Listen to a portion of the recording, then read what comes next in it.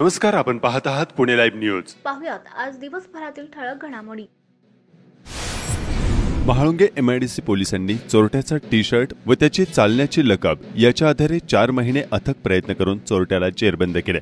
दागिने खरेदी करणाऱ्याला बिहारमधील नेपाळ सीमेवर गावी जाऊन अटक केली. खेड तालुक्यातील कुरोळी येथील अरविंद प्रकाश कसाळे हे त्यांच्या कुटुंबियासह कामानिमित्त घराबाहेर गेलेले असताना चोरट्याने 2.25 तासाच्या अवधीत दरवाजाचा कडी कोयंडा तोडून घरातील 26 तोळे सोन्याचे दागिने चोरून नेले होते.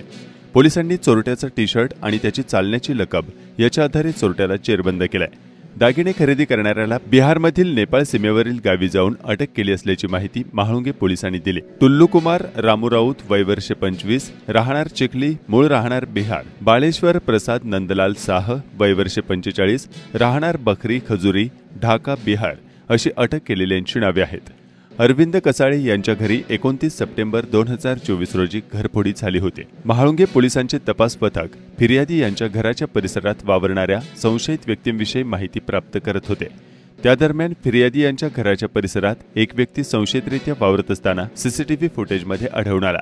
त्याची ओळख पटत नसल्याने त्याच्याविषयी माहिती प्राप्त होण्यास अडचणी येत होत्या. संशयित व्यक्तीची शरीरयष्टी व त्याची चालण्याची लकब याचा अभ्यास करून तपास पथकाचे अधिकारी सहाय्यक पोलीस निरीक्षक कल्याण खाडगे व अंमलदार यांनी संशयित व्यक्तीचा वेगवेगळ्या भागात शोध घेत होते.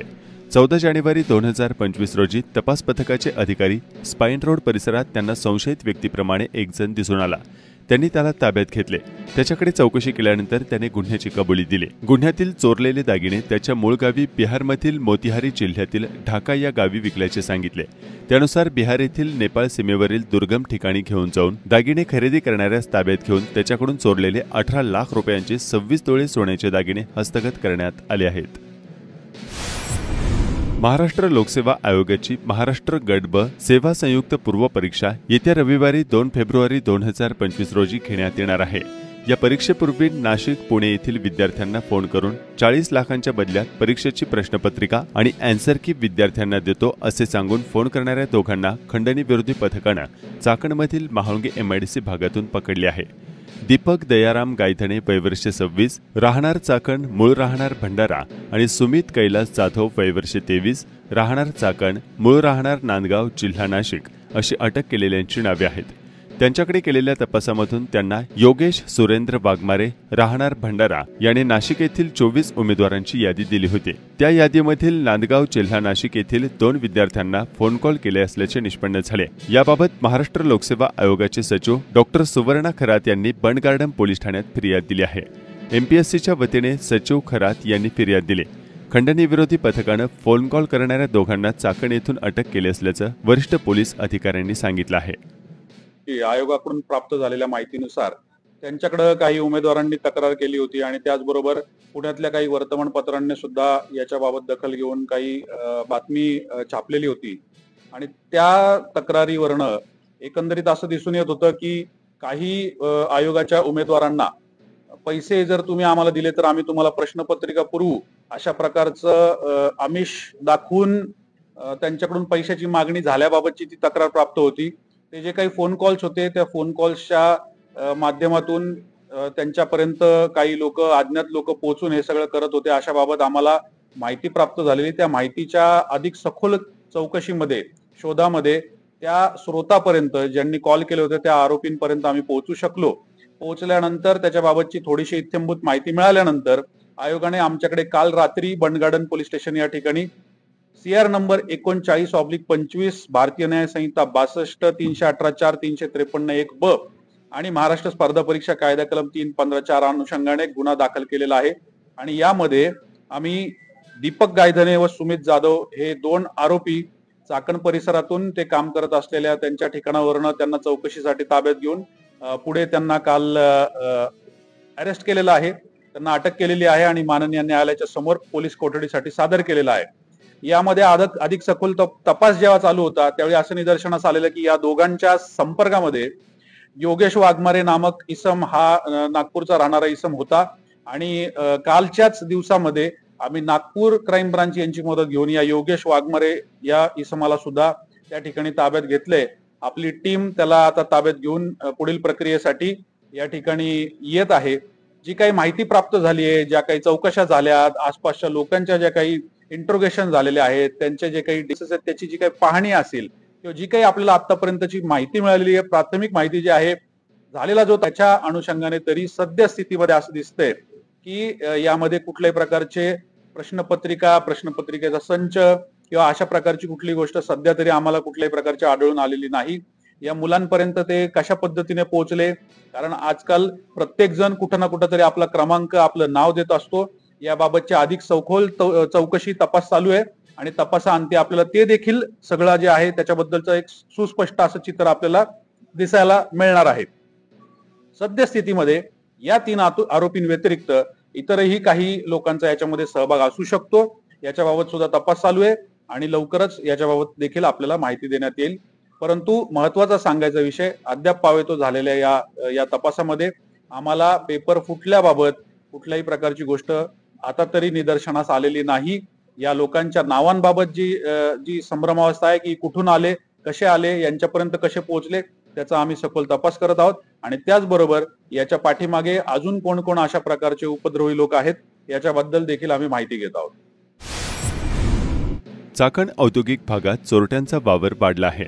MIDC मधील कॉर्निंग कंपनीजवळ चोरट्यांचा पाठलाग करत असताना चोरट्यांची मोटार अपघातग्रस्त झाल्याची बाब समोर आली आहे. अपघातानंतर देखील चोरटे पसार झाले असल्याचे परिसरातील प्रत्यक्षदर्शी नागरिकांनी पुणे लाईव्हला कळवले आहे. याबाबतचे काही CCTV फुटेज समोर आले आहेत.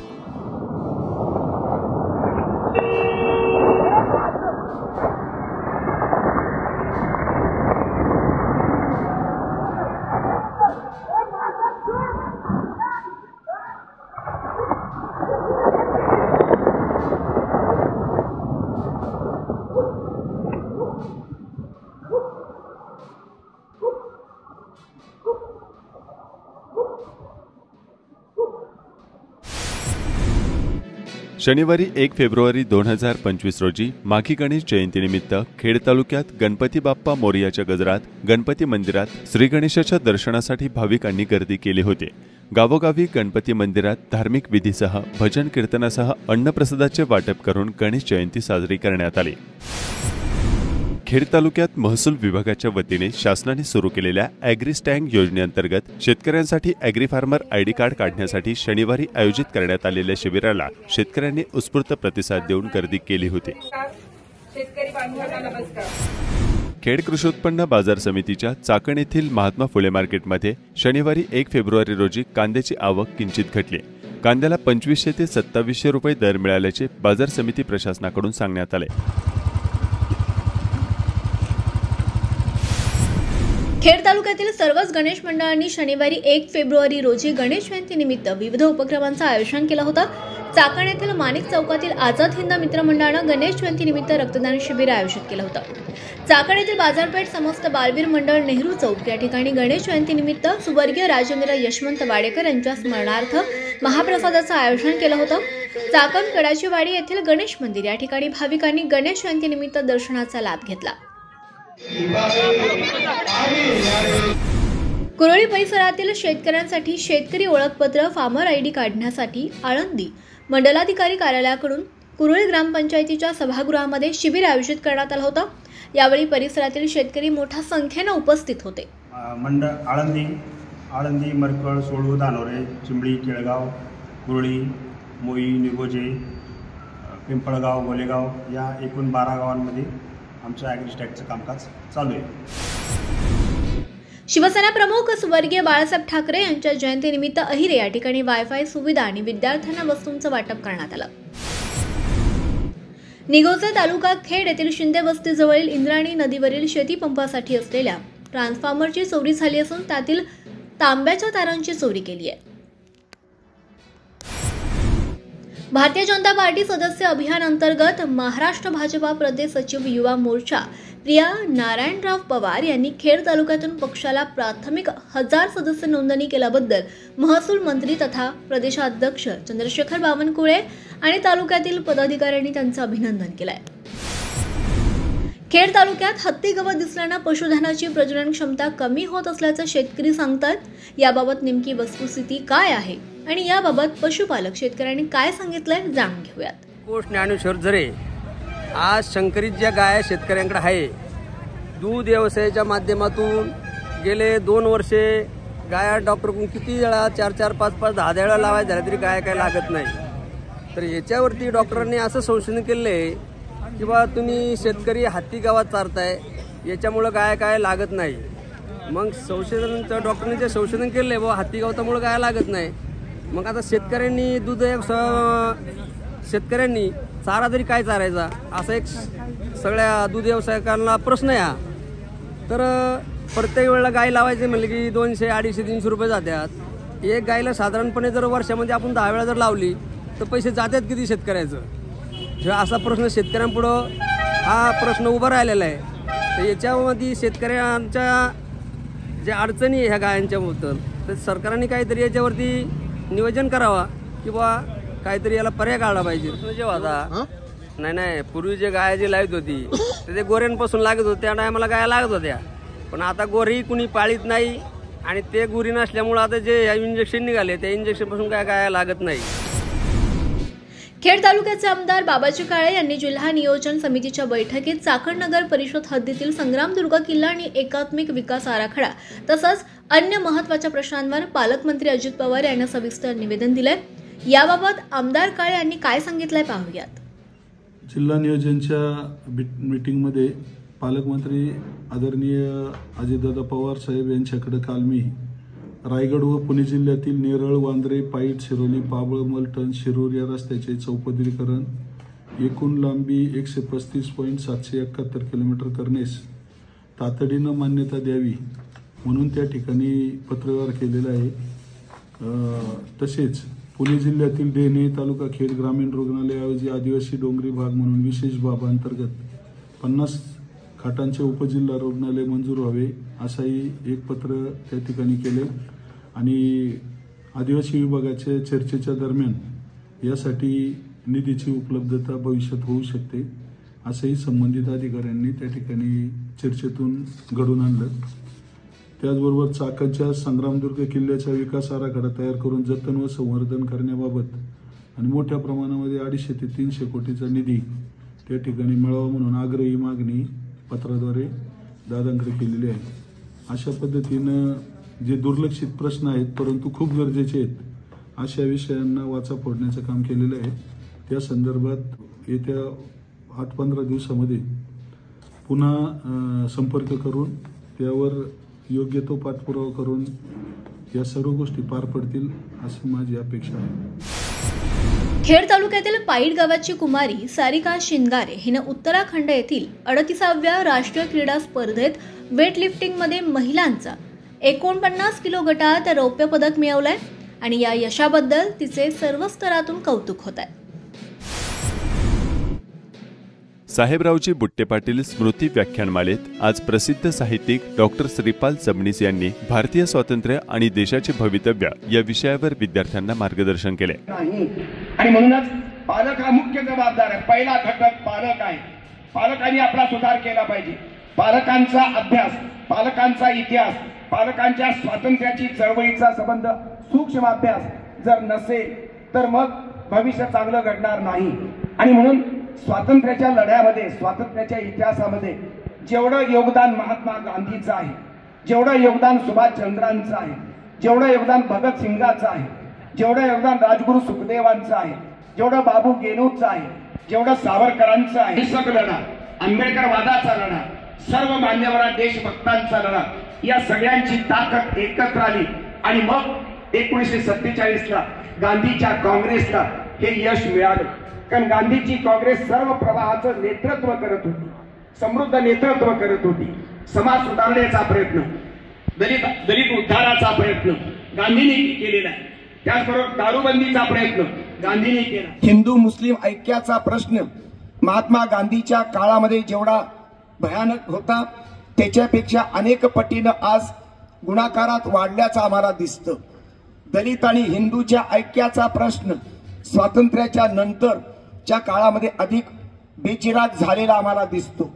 ख्रिश्चन आणि सर्व धर्माची एकात्मता स्वातंत्र्याला अपेक्षित आहे.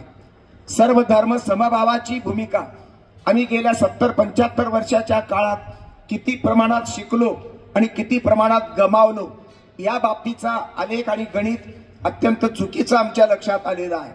आणि म्हणून संबंध राज्यघटनेमध्ये बाबासाहेब आंबेडकरांनी दिलेली संबंध जी सूत्र आहेत, सेक्युलरिझमचं सूत्र महत्वाचं आहे, समाजवादाचं सूत्र हे महत्वाचं आहे, ही शोभेची सूत्र नाहीत। हे राज्यघटनेतला पायाभूत अशा प्रकारचा अधिष्ठान जर कोणता असेल तर समाजाचा सेक्युलरिझम आणि समाजाचा समाजवाद, समान नागरी कायद्याचा प्रश्न आम्ही अधांतरी लटकत ठेवलेला आहे। तो शोभेची वस्तू म्हणून मार्गदर्शक तत्वामध्ये या संबंध तत्वज्ञानाला आम्ही अजूनही अधांतरी ठेवलेला आहे। आम्ही 370 कलम आम्ही निश्चितपणे संपवलं, ही फार मोदी सरकारची महत्वाची कॉन्ट्रीब्युशन आहे। मोदी सरकारच्या इतर राजकीय धोरणाबद्दल, धार्मिक धोरणाबद्दल तुमचेही मतभेद असू शकतात, माझेही मतभेद आहेत, पण जे गोष्ट चांगली झालेली आहे राष्ट्राच्या दृष्टीनं, परराष्ट्र धोरणाच्या दृष्टीनं, भारताची समर्थता, भारताचं सार्वभौमत्व कायम टिकवण्यामध्ये, 100 देशाची मैत्री संपादन करण्यामध्ये, भारताचं आर्थिक अर्थकारण सुधारण्यामध्ये, आर्थिक सत्ता म्हणून भारताची संबंध स्वायत्तता निर्माण करण्यामध्ये, संबंध देशाच्या मध्ये तटस्थ राष्ट्र, शांततावादी राष्ट्र म्हणून लौकिक टिकवण्यामध्ये आणि चीन आणि पाकिस्तानच्या धोक्यापासून सुरक्षित ठेवण्यामधलं परराष्ट्र धोरण मोदीचं हे निश्चितपणे योग्य असं माझं मत आहे। पण मोदींचं दुसरं धोरण, मुस्लिमांच्या बाबतीतलं धोरण, दलितांच्या बाबतीतलं धोरण किती प्रमाणात सुसंगत आणि किती प्रमाणात राज्यघटनेशी, संविधानाशी सुसंगत याबद्दल माझ्याही मनात आणि शहाण्या लोकांच्या मनात ही शंका आहे। आणि म्हणूनच भारताची एकात्मता ज्या मुळात निर्माण होते, जे स्वातंत्र्याच्या पूर्वी महात्मा गांधीने प्रयत्न केला, जो खेड्याकडे चला म्हणणारा महात्मा गांधी, हिंसेवरती मात करणारा महात्मा गांधी, संबंध देशामध्ये एक वाक्यता, एक सूत्रता आणि शांतता नांदावी, विश्वामध्ये शांतता नांदावी, विश्वाची मानवता भयभीत न होता ती सुरक्षित व्हावी, हिंसेचं तत्वज्ञान गुंडाळून हिंसेची कृती, हिंसा म्हणजे नवीन हिंसेला जन्म देणारी प्रेरणा, आणि हिंसेला उत्तर हे निर्दोष उत्तर नसतं, हिंसेला खरं उत्तर, निर्दोष उत्तर हे अहिंसाच आहे। अहिंसा हेच संस्कृत। खेड कृषी उत्पन्न बाजार समितीच्या चाकण येथील महात्मा फुले मार्केटमध्ये शनिवारी 1 फेब्रुवारी 2025 रोजी तरकारी मालाची आवक आणि भाव काय होते जाणून घेऊया। उत्पन्न बाजार समिती उपबाजार महात्मा फुले मार्केट यार्ड या ठिकाणी फळभाज्या असेल, पालेभाज्या असेल यांची आवक ही मध्यम प्रमाणात झालेली आहे, परंतु बाजार भाव हे थोडे गडगडलेले आहेत, कारण की बाजारामध्ये गिराईक हे कमी प्रमाणात झालेले आहे। उदाहरणार्थ कोबी असेल, कोबी 3 ते 4 रुपये किलो झालेले, फुलावर असेल, फुलावर सुद्धा 4 ते 7 रुपये किलो झालेले, त्याचप्रमाणे शिमला मिरची असेल, शिमला मिरची सुद्धा 250 ते 300 रुपये बॅग झालेली आहे। त्याचप्रमाणे वाटाण्याचे भाव एकदम डाऊन झालेले आहेत, वाटाणा 40 ते 45 रुपये किलो होता, तो आज वाटाणा 20 ते 25 रुपये किलो झालेले आहे। त्याचप्रमाणे बीन्स घेवडा असेल तो सुद्धा 25 ते 30 रुपये किलो आहे। टमाट्याचे भाव थोडे आज वाढलेले आहेत, टमाटे 10 ते 15 रुपये किलो झालेले, शेवगा 40 ते 50 रुपये किलो आहे। त्याचप्रमाणे वालवर असेल, वालवर सुद्धा 25 ते 30 रुपये किलो आहे, मिरची 40 ते 60 रुपये किलो आहे। त्याचप्रमाणे भेंडी असेल, भेंडीचे भाव कमी झालेले आहेत, भेंडी 25 ते 35 रुपये किलो झालेले। त्याचप्रमाणे गाजर असेल, गाजरचे भाव सुद्धा कमी झालेले, गाजर 20 रुपये किलो झालेला आहे। त्याचप्रमाणे पालेभाज्या असेल, पालेभाज्याचे सुद्धा भाव एकदम डाऊन आहे, कोथिंबीर 2 आणि 3 रुपयाला गड्डी आहे, पालक सुद्धा 3 ते 4 रुपयाला गड्डी आहे, मेथी 8 ते 10 रुपयाला गड्डी आहे, शापूस सुद्धा 7 ते 8 रुपयाला गड्डी आहे। सर्वसाधारण बाजारामध्ये अशी स्थिती आहे। नमस्कार, आपण पाहत आहात पुणे लाईव्ह न्यूज।